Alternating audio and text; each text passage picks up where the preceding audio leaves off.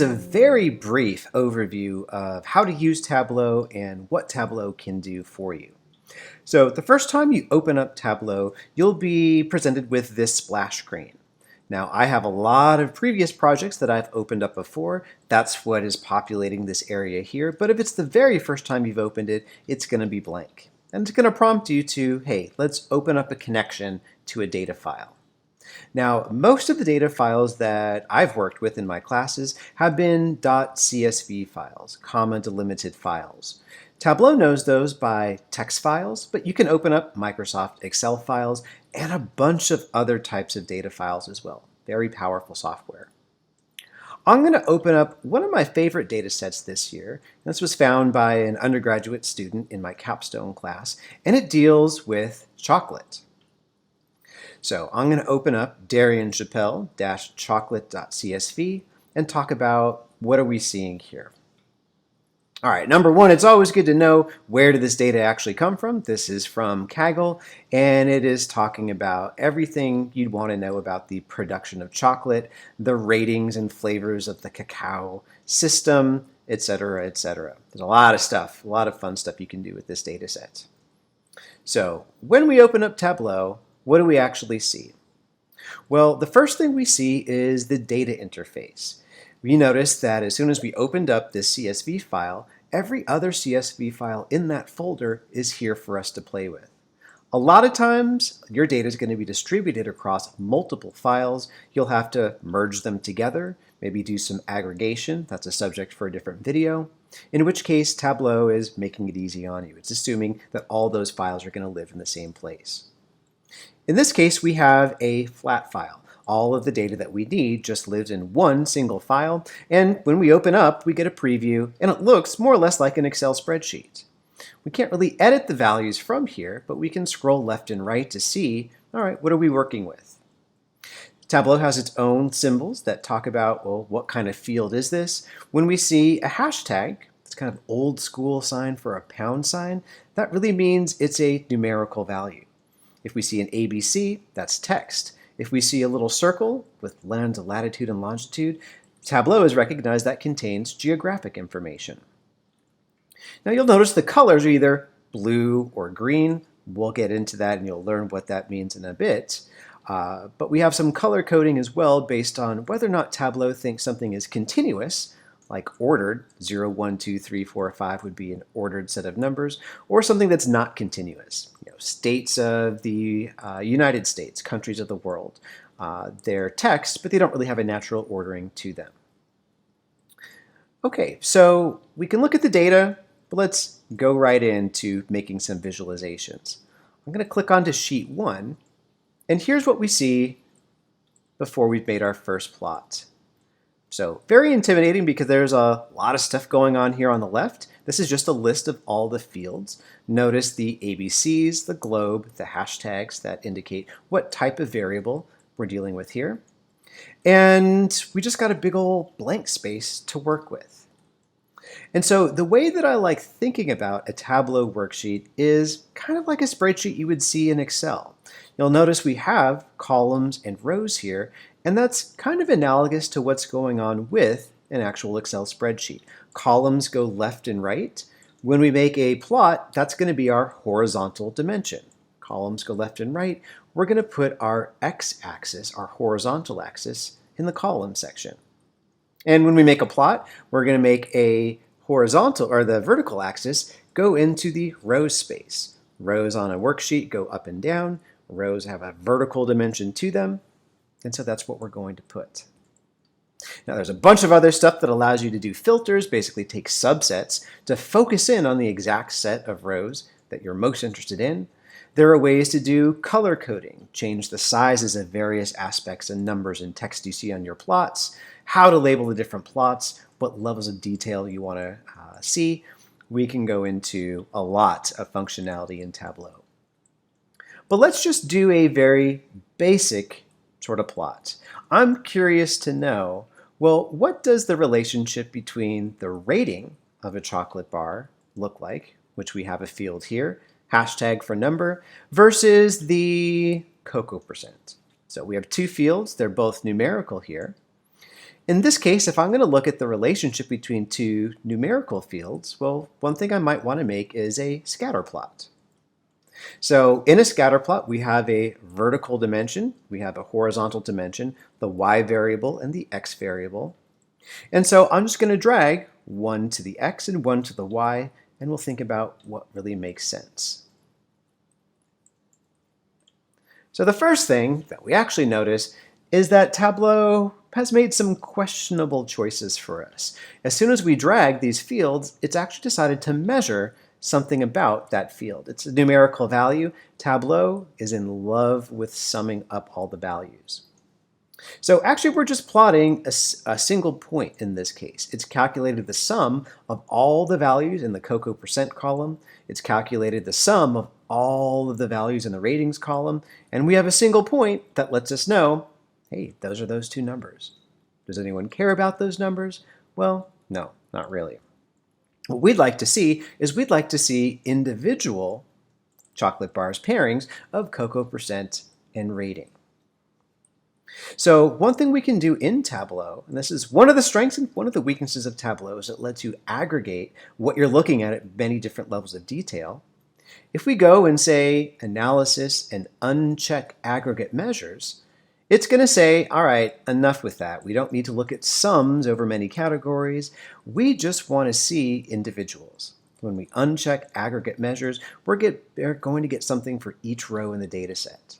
So now each row in the data set is going to get a nice point. If we put our mouse over it, it says, hey, here's a row where the cocoa percent was 50 and the rating was 3.75. Notice we don't see sum in either of these anymore. We're seeing the individual chocolate bars. So what might we want to do? Well, maybe we could put a trend line on it. Maybe put a simple linear regression. The menus up here give you a multitude of things that you can do to your plot. The analysis is where you're going to be visiting most often. If we want to go and add a trend line, we'll go and add a trend line. So we see a weak negative relationship. Chocolate bars with a larger cocoa percent typically tend to have lower ratings. And here's where we can think about, well, was this the correct way to make this plot? Normally we make a choice as to what that vertical dimension is, what that horizontal dimension is, and the way that I like thinking about it is that the vertical dimension, the y variable here, is really the variable of interest. That's what I'm focusing in on. The role of the horizontal variable, the x variable, is basically to help answer the question, does the y variable change when I look at different values of x? So does the rating of the chocolate bar change when I look at different values of cocoa percent? So in this case, I've set up the plot correctly. This little icon here will flip the roles of the columns and the rows, and it would ask the question, okay, how does the cocoa percent of a chocolate bar vary with its rating? As we go towards chocolate bars with higher and higher ratings, we notice the cocoa percent of those bars tends to get a bit smaller. Maybe you like thinking of the question this way. I prefer the other way around though. I'm curious to know, well, how does rating depend on chocolate or cocoa percent? In our original visualization, how does rating depend on cocoa percent? That more clearly describes what that relationship is. Now, one thing we can do is we can change this shape of these dots. You click the shape. Hey, I want filled circles. Those are too big. I'm going to click on the size. I'm going to make them quite a bit smaller. Hey, if I wanted to label each of those plots by country of origin, don't do this. This is going to be too much information. I could drag country of origin to label. And it would go and do that. Now, it hasn't labeled all the plots because that would overlap like crazy. How could we prevent that? Well, let's click on label and see what we can change. Allow labels to overlap other marks. What a disaster. We'd never want to make this plot. But that's overall the philosophy of Tableau. If there's something you don't like about a plot, you're going to be able to change it. And most of the time, if you just right-click on the thing you don't like, that's going to bring up a menu that'll allow for you to change it in just the way you want. So if I didn't like this trend line and I wanted, say, a logarithmic line instead, I'd right-click and I'd say Edit all the trend lines. Maybe choose a logarithmic, and there we go. Now, was that a smart choice? Probably not, but it does show you the power of working with Tableau. Okay, so let's make another plot. Before moving on, let's rename this just by right-clicking on sheet 1. If you don't like it, right-click, see what you can change. Rating versus cocoa percent. And let's compare countries. That's always fun. What country has the highest rating typically? Now, if we go back to the data source, what we'll find is that the country of being origin, we have a lot of representation from different countries. Here's 2 from Peru, a third, a fourth from Peru. Some countries have a lot of representation. Some countries don't have so much representation. All right, but let's compare these countries in 2 ways. We can look at a table, maybe of just their average ratings, or maybe we could make a bar plot or some sort of visualization. So let's actually start out with that visualization. If I think in my mind, what do I want this plot to look like? Well, a bar plot very often has bars next to each other. Why don't I have a bar for each country? And the heights of those bars is going to be coded in by the average rating of the cocoa beans that we find in that data set. So if that's the case, well, if I want a horizontal dimension, I can actually drag the field to the drop field here. That's going to be the columns. Let's go and make country of bean origin there. Boom, left to right. That's a lot of countries. A lot of countries. Okay, well, what about the rating? If I want the average rating to encode the height of the bars, I'm going to take rating and drag that to rows. Rows go up and down in a spreadsheet. So we'll put that in the rows here. Tableau loves its sum. I don't want the sum of all the ratings for Belize. I want the average rating.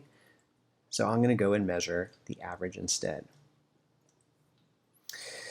Oof, though, this is way too much. So I have to scroll left and right to actually see all the bars. Maybe a smarter choice would have been the bars to go left to right instead.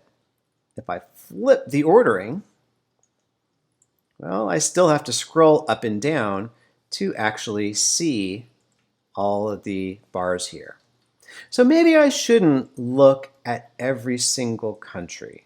Maybe I should only look at the countries that are pretty well represented in the data. Well, how could I figure out how many times Belize, how many times Bolivia, Brazil, Burma, Cameroon appear in the data set? Well, why don't I label each bar by the number of times I see that country? How might I do that? Well, here in the marks, I see a category for label. What would happen if I go and dragged country of bean origin into label? Basically, how many times do I see that country of origin? If I do that, initially, it's just labeling the bars by that country. That label is redundant with what's over here. I don't like it, so I'm going to click on it. This comes up and it says, okay, well, you know what? You can measure something about this. Let's measure the count, the number of times we see each of those countries. And that's pretty illuminating. We see some countries are really quite rare. Australia only has 3 bars in the entirety of the data set. Burma, just a single bar. Ivory Coast, only 4. So maybe we should throw away some of these countries. It's hard to trust an average from just a few observations anyway. So maybe we should throw out everything that doesn't appear at least 10 times. Let's keep the countries that appear only 10 times. That's going to be the role of the filters area of the plot. Now there are 2 ways to make a filter. I could either drag the field on which I want to base that filter, or I could just right-click country of bean origin and say filter it. I'm going to go ahead and drag this to filters. And it's going to allow me to construct a filter in multiple ways. I could go through and just check and uncheck the countries at will, if I had a particular set of countries I wanted to see. Or I could do something like a condition. Like show me those countries that appear only at least 10 times in the data. Or maybe show me only those countries whose average rating is at least a 2. We can actually base this filter on multiple different categories of our choice. In this case, I just want country of origin, the count, to be at least 10. Give me only countries that appear at least 10 times in the data. Once I click apply, that's going to update. That's still a lot of bars though, So maybe a little bit more stringent, maybe 15. It's still a lot of bars. You know what? Why don't I look at the 10 most common countries in the entire data set? Tableau has a whole filter just for that called the top N filter. So in this case, let's go ahead and select the top 10, not beans count, but country of bean origin count. And now this is a lot easier to digest. I probably don't need these labels anymore. I have a lot of representation. So I could get rid of the labels just by deleting what it had added here. And maybe I like the up and down bar plot instead. Maybe I can sort it, these shortcut buttons up here, from smallest up to biggest, or from biggest down to smallest. Or maybe I'd like to see a different plot. This show me will give you a display of all the plots Tableau knows how to make based on what the choices you've made so far. So we could go and just get a plain old vanilla table. Here's all the numbers, here are the averages. We could color code that table by the average as well to very quickly figure out, who's lagging, who's exceeding expectations here, who has the lows, who has the highs. Up to us. All right, I'll leave it at that. I'm going to rename this rating by country. And you know what? Since we have country of bean origin, let me show you something that Tableau is really quite good at doing, and that's making geographic visualizations. So I'm going to add this plus to go to sheet 3, and I'm going to make a map of the world. Now, a few ways to make a map of the world. Whenever Tableau does see geographic information, it's going to do its best to generate the latitude and the longitude of the locations in the data.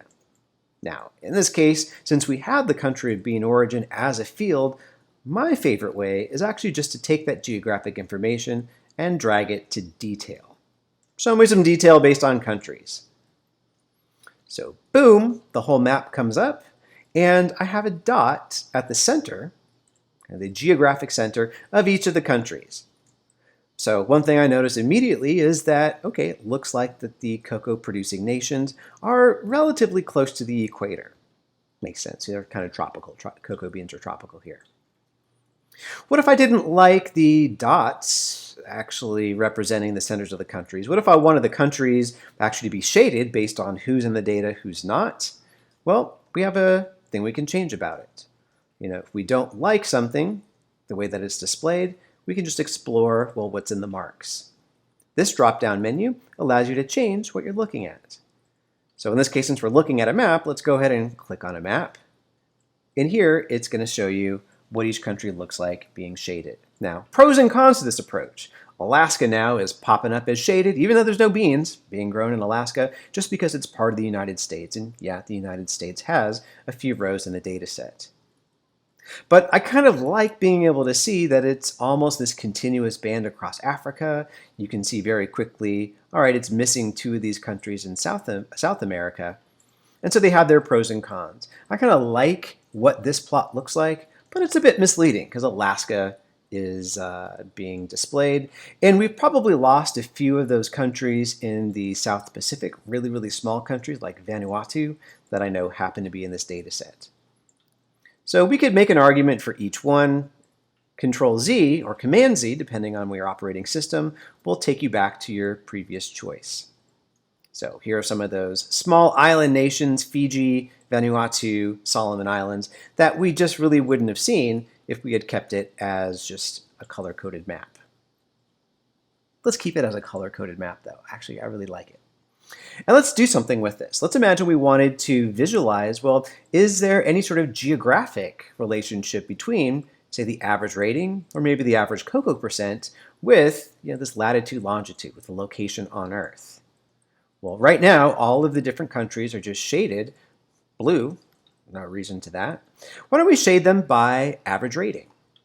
So how might we do that? Well, here's the option of where we can change colors associated with that plot. Let's go ahead and change or drag the rating to color. By default, Tableau says, oh, let's take the sum of all the values of rating for each country. Now, let's look at the average rating. So let's measure the average and color code based on the average instead. So Tableau loves the nice cool blue color scheme, and I'm not a fan usually. If I'm going to be comparing groups, especially in business analytics, I want to know what groups are the best, what groups are the worst, who have the highest averages, who have the lowest averages. I don't think a monocolor scale really brings that out. If we don't like it, we can change it. So let's go and right-click on the color palette and say Edit Colors. Once we do that, we have a whole drop-down menu of color schemes to choose from. Now, for me, my personal choice, my absolute favorite, is this red, green, gold diverging. Green for some of the highest, red for some of the lowest, gold for right in the middle. And I'm going to click Apply so we can see what that looks like. So we go from red at 2.75 up to a pretty deep green at 3.5. And we get a clear story of what's going on. It looks like a lot of the beans in South America, doing quite good on the high end of their averages. Some of these beans that are being produced in Africa on the lower end of the average rating here. So what if we wanted to flip those colors? What if we wanted red to denote, hey, that's great, big numbers? We could always reverse the color scheme. I don't know if that makes sense for this context, but you can do that if you would like. You can uncheck it. And you can even change where the center, where the gold color actually appears. Right now, it's just halfway in between the lowest and the highest value. But we could say, all right, I would really like to quickly differentiate where those countries are that have a rating that's at least 3.3 and above. That's going to center the colors so that gold is right at 3.3. And we see that most of those countries just become a various shade of orange here. All right, well, what if I didn't want average rating? What if I wanted the cocoa percent? Let's shade it by cocoa percent once again. I'm going to measure the average. And I'm going to shade this once again with this red, green, gold diverging scheme. So I don't see any of those really dark red colors. So here's where I might want to edit this and say, hey, let's center this at a little bit higher, maybe 70, so I can see where those ones that are a little bit below average. Still kind of hard to see. I don't think I was all that successful here. Let's keep it as is, and let's add some numbers actually to the plot. I couldn't quite tell from the colors where the ones with very low averages were. So if we wanted to add some numbers, well, that's like labeling with numbers. And so let's take that cocoa percent and let's add that to the label. Tableau, you love your sums, but I don't. So we're going to go measure the average. Another thing Tableau likes is digits. Tableau is putting 2 digits after the decimal place. That's overkill for this. If I'm just interested in comparing at a very broad level what this average cocoa percent is, to the nearest integer, it's probably going to be good enough. So if we don't like something, we can right-click and we can see what can we change about it. If I right-click that number, I can go and look for a format option. There it is, which brings up actually a lot of stuff, probably too much stuff, really. So here's how I check and change to get the number of digits under control. I'm going to go to Fields and I'm going to go to Average Cocoa Percent. That's the number that I want to change. And I'm going to change the default, instead of automatic, to just number custom. That's going to allow me to decrease the number of decimals, increase the number of decimals. I can go super crazy with this. I'm going to go to 0 decimals here. All right, so we'll keep that. And then you might notice, if you had a really sharp eye, that not everything is labeled here. So here's Nigeria with an average of 70. 70 is nowhere to be seen on the map. Well, how do we fix that? How do we allow these labels to overlap? Well, in this case, I'm going to click on the label options in the marks, and I'm going to check allow labels to overlap other marks. So boom, and now we have all those Caribbean countries that are displayed. We can always zoom in by clicking the plus. With this arrow, if we click on that plus here, that kind of cross sign, we can drag the map to however we want. So there's that 42. Martinique, what's going on here? Why is your cocoa percent so tiny? Tobago, 60, pretty low as well. So Tableau is great at making maps, labeling, color coding maps. It allows you to see things that are very difficult to see in R. R is not the best with geographic visualizations. So I'm going to go ahead and just, rename this to say map of cocoa percent. And I think we'll call part 1 done.